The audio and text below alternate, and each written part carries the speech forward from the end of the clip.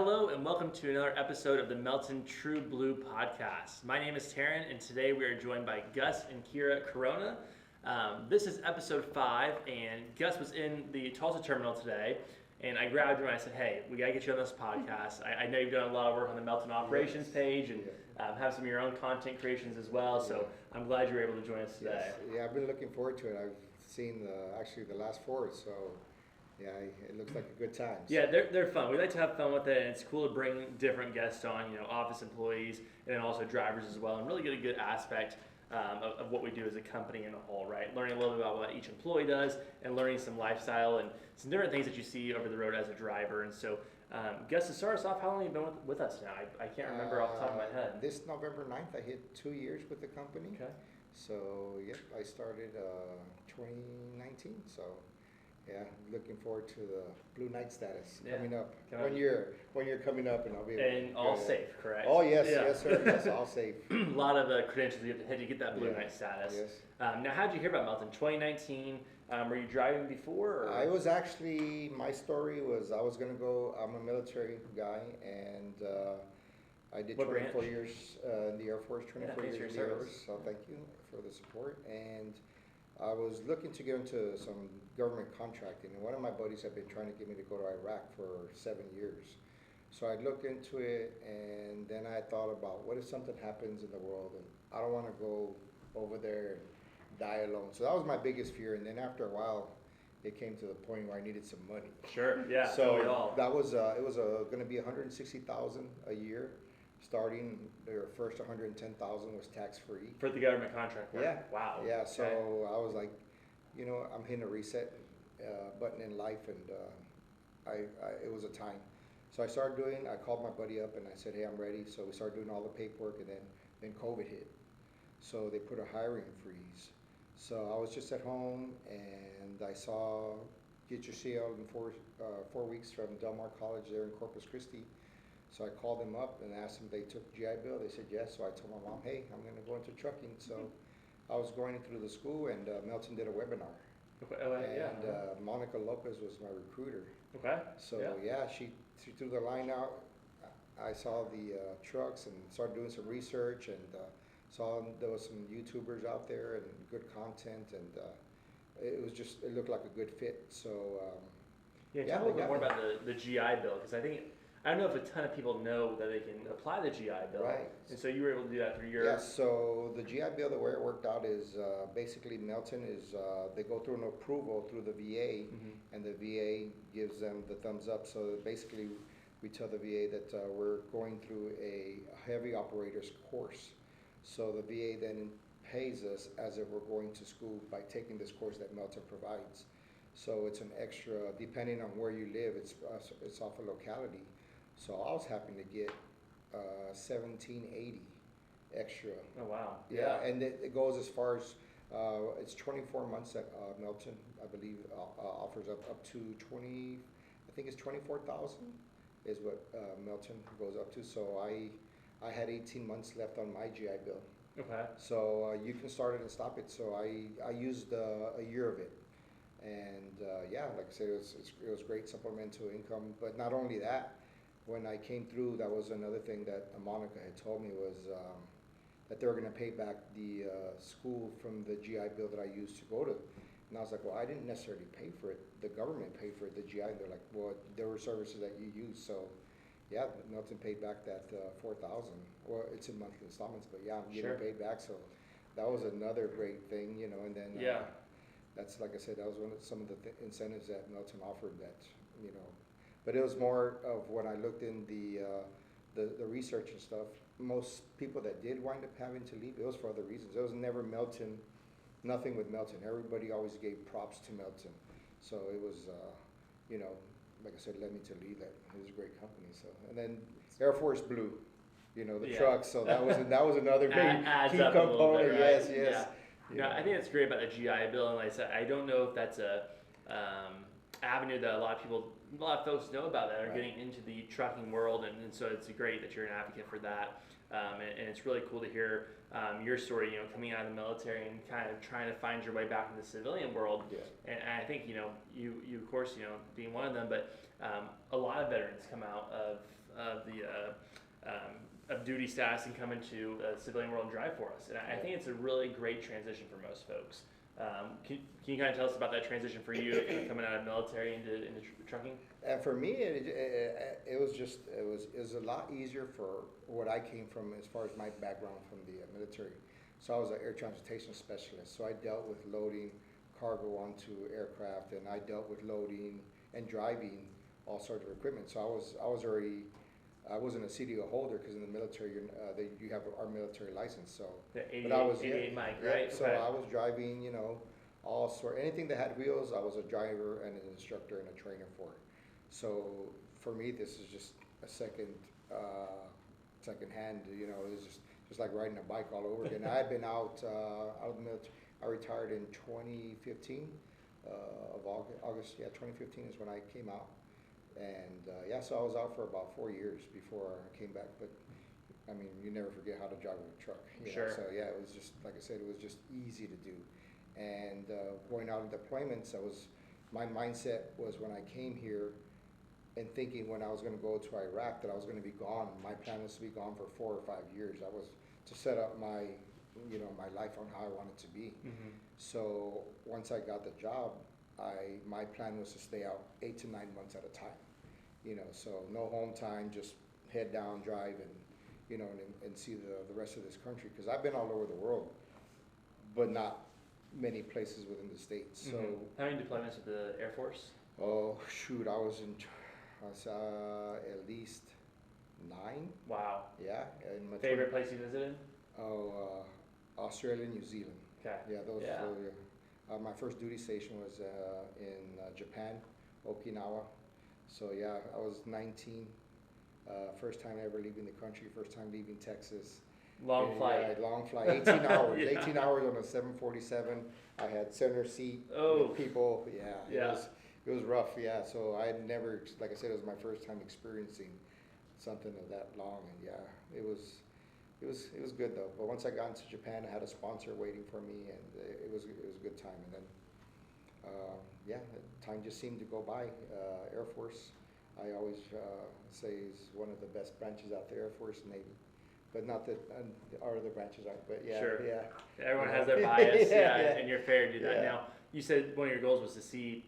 You said you've seen a lot of the world, but not a lot of our country. Now, have you seen all 48 yet? So the only state I'm missing right now is Maine. Okay. Yeah, Maine is the only, and well, obviously I haven't been able to drive to Alaska, but Sure. I know we do have runs that go to Alaska. So I think we've had one that's gone out there. We have. To There's a mind. couple guys that are Melton certifies certain folks to go out, and I think there's a couple million milers that are certified to make that run.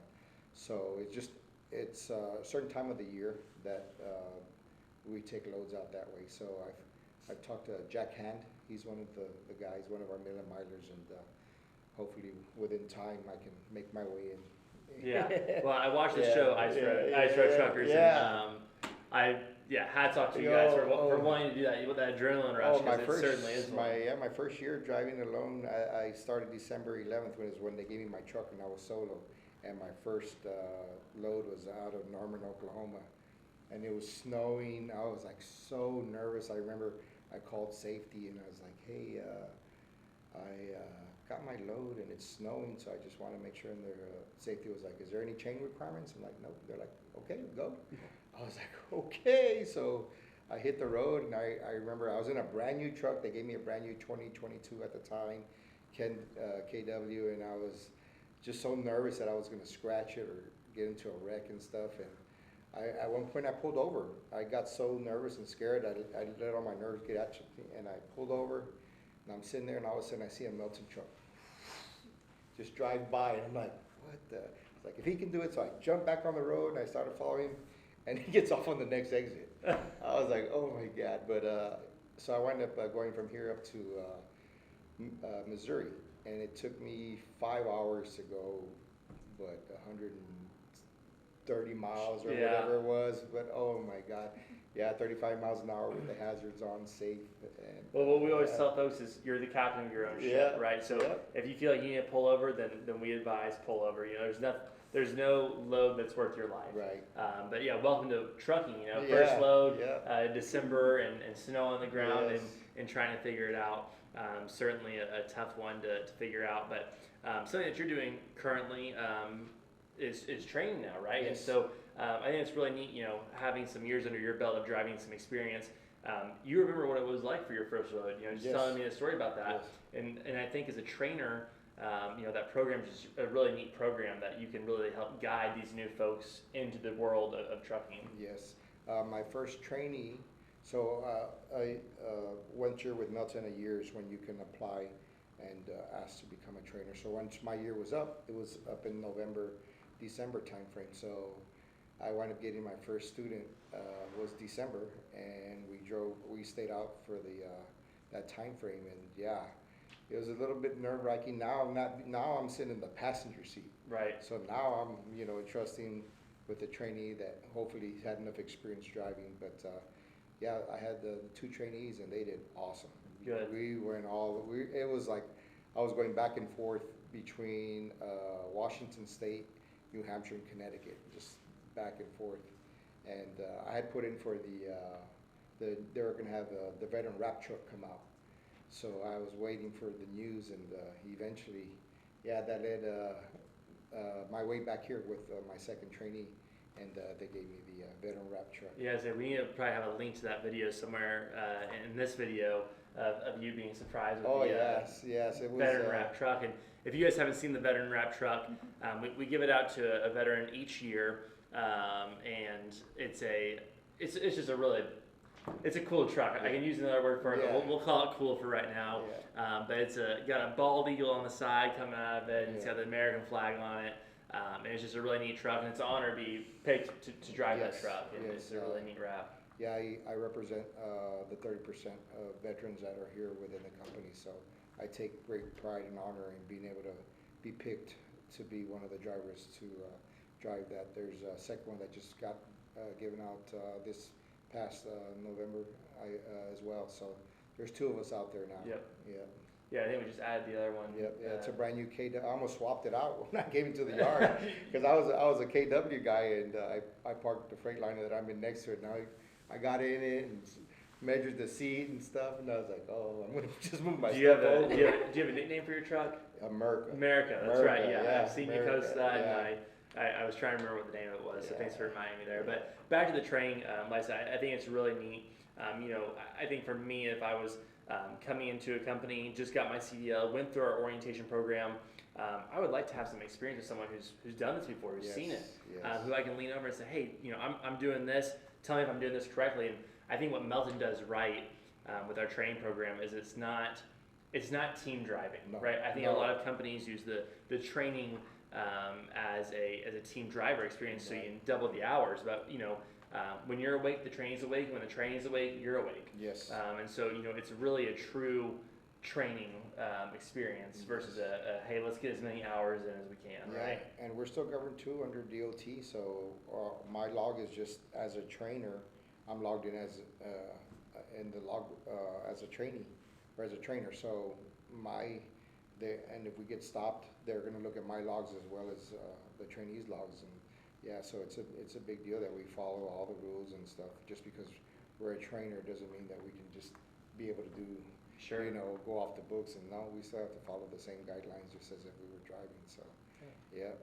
Now, speaking of passengers on the truck, we'll come over to Kira now. And I know you've rode with Gus for a couple times now. What has been your longest stint that you've rode with Gus? I've been with him for a year now. I hopped off for the month that it took for me to get the wedding planned. Sure. Yeah. So you were on for almost a full 11 months. Yeah. Okay, so talk to me about that as a passenger, as a spouse. What was that like, being over the road with him? Well, we have like a great relationship. We just love being together. So Sure, that helps a lot. Is the best, yeah. And I miss him too much when I am not. So it's I love the fact that as a wife I can come on truck with him. And I tell everybody it's kind of like RVing, but he gets paid. Sure. So, yeah. And so it's great. he's really good at his trip planning. So when we do have to take our breaks, usually it's in a pretty cool place. I was gonna say, have you guys done any like cool like date nights or anything like that, where you've seen some neat stuff? Yeah. What's a memorable one? We stopped in, I guess it was Tennessee, and we went to Six Flags. Okay. It was during a 34-hour reset. We had a nice hotel. Yeah, We cool. enjoyed the amenities there, and No Dolly World? Were you guys in? No Okay. Dolly World. no, but I'm always making a mental checklist of if we're in between here and we need a reset, I'd like to stop here. Sure, yeah. The Grand Canyon's one of those I want to see. Okay. Yeah. We recently have passed through Yellowstone.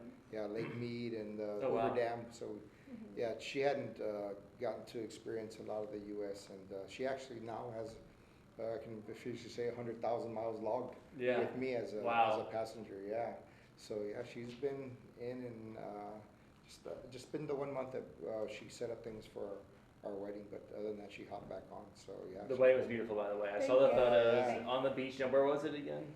It was off near Corpus. Okay. So Rockport, Texas. And you guys had some Melton inspired stuff at your wedding. Yeah. Right? She's a master baker. Okay. Yeah, so she made our cake, and she in fact she did everything. She did all the arrangements for the placements and I don't know. I did the decorations. He just had to show up, right? Yeah, easy for us during the He had wedding to pay process. for it, too. Oh well, okay, that's fair then. That's a good trade off there. But no, it looked beautiful, and we But love I seeing those saved him photos. money, so it was like a, Yeah. it was good. No, that's awesome. I think it's really cool that we allow the whole rider situation as Yes. well, and you get to bring your spouse along with you over the Yeah, road. that's right. You've gotten to travel together. I love the example you say. It's like having an RV, except we're getting paid to do it, right? And it's pretty darn close to that. Minus picking up and delivering loads. You're getting to see a lot, and you're getting to RV and travel around, and really cool that you guys plan those 34s or those breaks to be at some neat spots that you don't get to see very often. And especially, a lot of times when I'm talking to drivers, it's a lot of these spots, aren't destinations that you would see and go fly to, and then you'd have to drive another 2 hours. Like a lot of these spots we get to on the truck versus flying into that spot. And every day is kind of like a mini vacay. I mean, we get to wake up to the most beautiful, sunrises and see the sunsets, and he'll stop and he'll do his load check, tire checks. We've had one time we got to stop and there were some wild berries, and we were picking wild berries and taking pictures, selfies, of course. By the streams and things, and so lots of memories to be made. That's really cool. Yeah, love that. Do you guys have a pet on the truck as well? No pets. The pets we're wanting. We want horses and we want. Not gonna fit on a truck. I was a dog trainer before. Oh, really? Before I need to borrow you at my house. Of course. Yeah, I need some help. So I'm more sympathetic to the fact that I would want to exercise them more. Sure. So, Yeah. So in the future, I'd like to get a ranch dog. Okay. But one that we can be with and run around. Yeah, let them out of the truck a little bit. Yeah, and it's hard to do that, I would imagine, on the truck. Now, a lot of drivers do a really good job with it and are able to stop places and let the dog run outside and stuff like that. Yeah, and all dogs deserve good homes. Absolutely. So, absolutely. I'm a big advocate for that as well. Well, won't lie, I also just don't want to deal with more walks. Like, Yeah. to take enough breaks. Yeah, and I'm sure your truck's already full. You guys got two on there. I don't want and to that share kind of stuff. cuddling. Right, yeah. There you go. Now, Gus, what about you? Having the spouse on the road, is that very helpful for you as well? I feel like driving by yourself can sometimes make it, especially now that you're used to it. Right.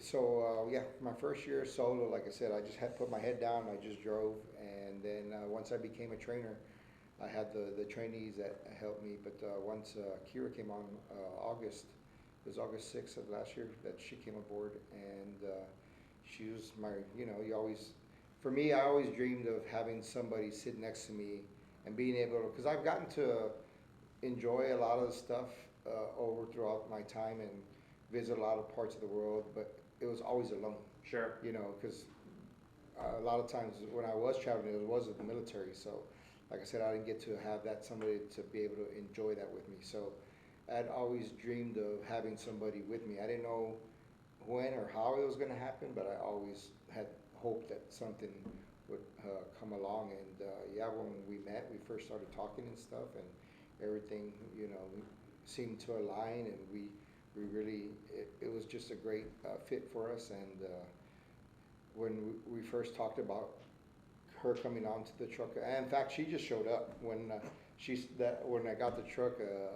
I told her that I was going to stop training and I needed to, because I was going from a KW to a Freightliner, so I didn't know really the Freightliner. So I asked if it was okay to be alone for 3 weeks so I could learn the truck before I could train in it. So they're like, of course. So Kira's like, well, if you're not going to have somebody, can I come on the truck? And I'm like, yeah. So we figured it was a three-week test. And I remember talking with Angie and some of the staff here, and they were a little hesitant, like, Gus, make sure you come back and drive with us. So, yeah, she came in, 3 weeks turned into a month, into 2 months, and then to a year. Yeah, we got engaged. I asked her to marry me on my birthday, which is coming up February 5th. Happy early birthday. Yeah, I'm turning 50, big 50. Yeah, so, yeah, someone.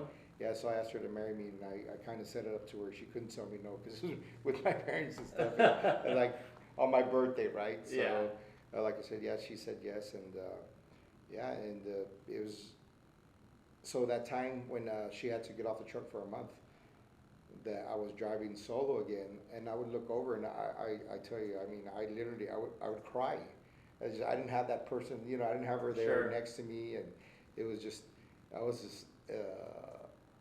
didn't have anybody getting me my drinks and, talking to me, and so it was a little bit rough for a month, and I remember telling her, I was like, I never want you to get off this truck again. Yeah. Right. So, but she wound up coming back on after we got married, and we went to our honeymoon, and we hit the road again, and it was back at it. And I'm not that I guess I'm fortunate enough to where I have my military retirement, and I've set myself up to where the paychecks for me don't really. I always tell everybody when I came here is I do this just for fun.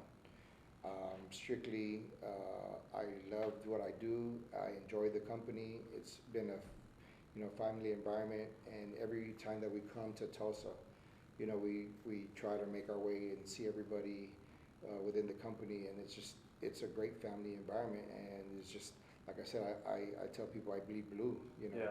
and so I have that luxury. So when we do go, I'm not in always hurry to go from I'm not worried about miles and making paycheck to paycheck.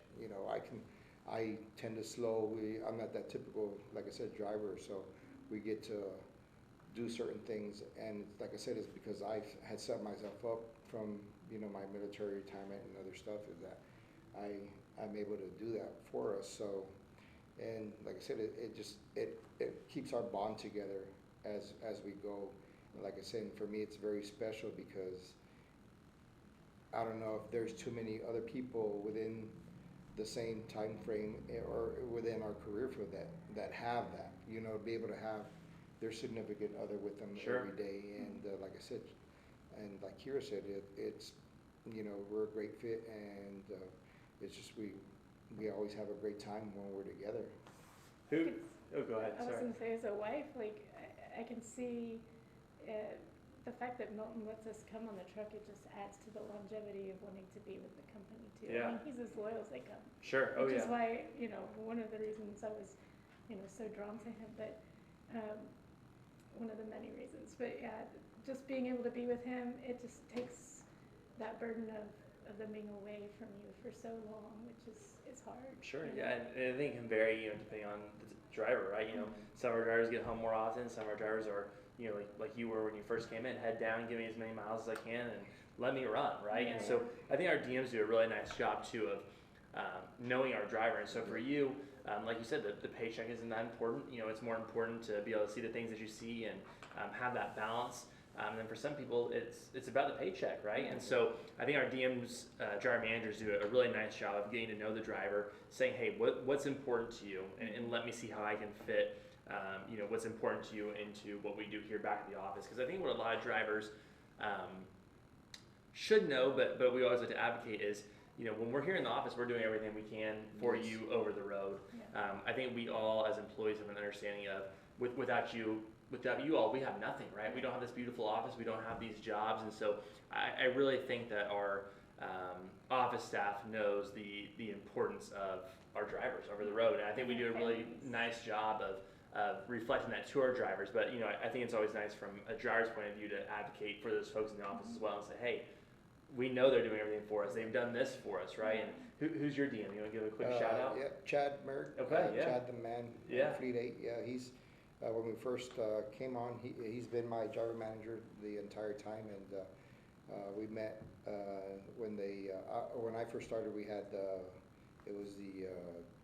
we had like we called it the baby fleet. Yeah. So we were in there for a couple of weeks, and then you got moved to your permanent DM.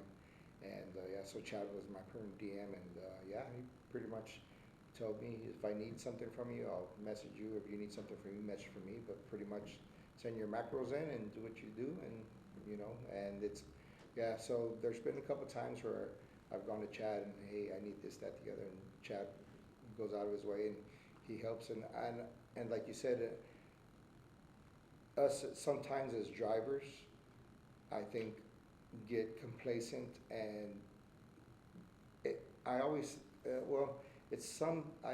always feel that some drivers take advantage of the fact, because yes, we're the ones that are going and making and, like you said, providing, but some folks try to take a little bit more, out, and it's like they're special, right? I don't see that. I like to, because in the Air Force and the job that I had, it was a thankless job. You just did what you did, and we didn't need the thank yous, and but it's nice to have. So as driver managers and office staff, I personally appreciate what you, because I know that you guys, and I've seen it. I've seen that you guys care about us so much. So for me, like I said, that's why I try to make it to where I try to thank everybody that I'm in contact with, because I appreciate what you guys do for us. And like I said, as much as I do for me, you guys are doing 10 times behind the scenes to keep me moving. Sure. And some guys don't, it's all about them and the paycheck and doing. Like I said, there's hopefully within training, that's what I'm trying to advocate and tell these younger drivers that this company here is for the drivers at first. It may not seem like it at certain times, like right now, we're in a little bit of slow up and stuff, and there's some longer waits and longer deadheads, but that's normal for the environment. That's just right. And I think once you've been in it for a couple of years, you see those ebbs and flows of it. So right. So I think it's just trying to train that and it's a whole different society from, I guess, from the time that I grew up and how things have progressed, and you have Gen Z and all these different things. So it's just a different, I think, coming into this career field that some folks they have no clue what it's about. So hopefully as a trainer, we can, tell them what the blue life is about. Yeah, and I think you're really hitting the nail on the head, and you guys have both mentioned that family environment. Even over the road, here in the office, we do a really nice job of having that family environment, between coworkers, but over the road, that brotherhood is there too. When you see another blue truck, you know that those people would do anything for you, right? And it's a really nice feeling to have over the road that you're not alone. There's other people out there, and that's a nice feeling to have. And I don't think a lot of companies, being our size, mid-sized company, I think you probably know a lot of the drivers that work for us, right? And they know a lot. Same with the hospice employees. We know a lot of you folks too. Right. We're not 8, 9, 10,000 trucks deep where you're not a number, right? You're a person, and we know who you are, and we care about you, and we take care of you. And it's a really nice perk of being in Melton as well. Yeah, we call in, whether, I call into the shop, and it's not, what's your truck number? And it's like, as soon as the phone picks up, hey Gus, how you doing? What can we do? And I mean, that's just, it's heartwarming to know that it is, and sometimes when I call in, hey, it's truck 14840, they're like, no, it's Gus. It's just, that's, I love that, and that's something that we're really proud of, and you get associated with that truck number over the road at shippers, at consignees, and when you call into the office, I'm not talking to a truck, I'm talking to a person, right? I don't need your truck number yet. Right. I want to know who I'm talking to, and so one of my favorite things to do is when I get a phone call from a driver from driver services, I'll look at the caller ID, and I'll know it's Gus before Gus. I'm like, Gus, what's going on, man? What are you doing today? And it's just I love it, you know. Yeah. So I think that helps out a lot. It's really a lot of times it's the small things that we do that make a company so nice to work for, and so I think you speak echoes to that and can really validate that from a driver's point of view. Yeah, I mean, down to like every Christmas, I look forward to the new ornament that we're gonna get. You know, so yeah, I get home from, you know, we're on the road quite a while, and I get home, it's like every time we come home on a break, it's Christmas because I have stuff waiting for me, whether it's, you know, top 100 shirt, hat, you know, different things, and it's like I said, it's Christmas every time, you know, and it's just nice to come home and know that my company that I'm driving for is thinking of me while I'm on the road because I have things at home, you know, to open up from Melton and stuff. And yeah, my mom puts my stuff. She's like, Melton sent you something, so. One of my favorite quotes is a person who feels appreciated will do way more than is expected. I love that. So Melton is really good about prioritizing family relationships, you know, actual family relationships. And I think, you know, I'm just a driver's wife, like, but I walk in and everybody knows who I am, and they're like, ow. But you guys do a really good job of taking care of us.